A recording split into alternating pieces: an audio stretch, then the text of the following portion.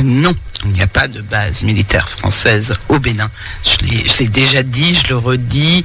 Là aussi, c'est un fake. Mais je sais, moi j'aimerais bien qu'ils viennent me les montrer dans ce cas-là. Qu'ils viennent me les montrer. Moi, je suis allé dans le Nord et puis, je peux vous dire, on est à un moment sur le plan de notre coopération militaire, la France avec certains pays africains, où on a complètement changé notre approche.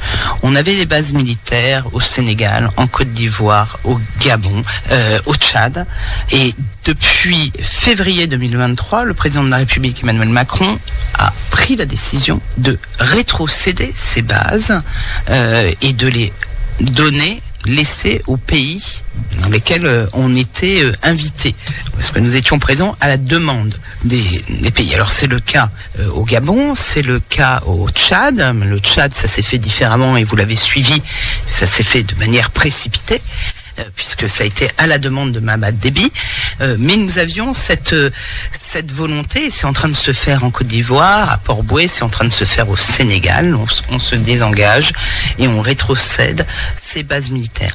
Au même moment, alors qu'il y a cette tendance décidée, on ferait l'inverse au Bénin. C'est complètement absurde. Le Bénin n'a jamais eu de base, n'en a pas et n'en aura pas. Et donc, moi, j'invite le général Tchiani à venir me montrer ces bases, parce que je pense que je serai la première à vouloir savoir où elles sont. Mais moi, j'aimerais déjà qu'on me montre des preuves à l'appui.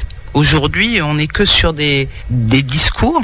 Moi, montrez-moi, amenez-moi. Moi, je serai prête. Si demain, quelqu'un me dit, Madame l'ambassadrice, je vais vous montrer où elle est, votre base, écoutez, on y va. Allons-y.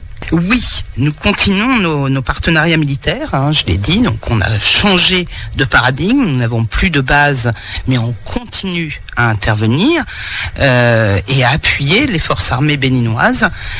C'est le cas au Bénin, on reste engagé, mais aux côtés d'autres partenaires internationaux, je pense à la Belgique, aux États-Unis, et on est là dans le cadre de la lutte contre le terrorisme.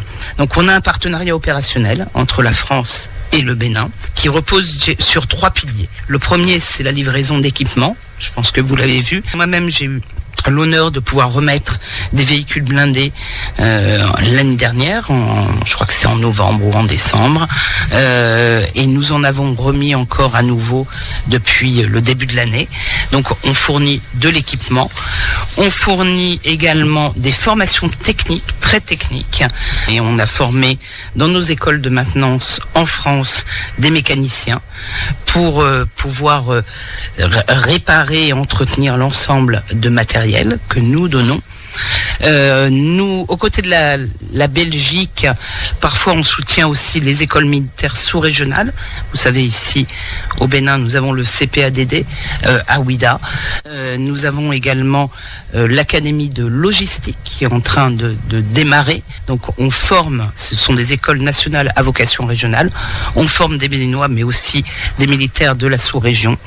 Et puis je dirais que on finance aussi toute une élite militaire, c'est-à-dire des jeunes béninois qui réussissent les concours d'excellence dans nos écoles militaires, qui reviennent ensuite au Bénin.